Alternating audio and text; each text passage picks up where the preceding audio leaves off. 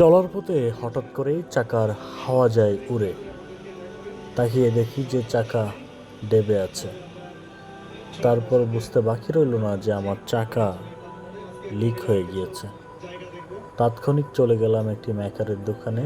সেই মেকার আমার চাকা খুলে অটো মেশিন দিয়ে সেই টাকার ভিতরে থাকা টিউব বের করে, এবং সেই টিউব এত সহজেই বের করতে পারে অটো মেশিন দিয়ে তা আমার আগে জানা ছিল না। এবং সেই টিউব বের করার পর সেই টিউবে দেখতে পায় একটা পোর্ট লিক হয়ে আছে, এবং সেখানে একটি পট্টি সে লাগিয়ে দেয়।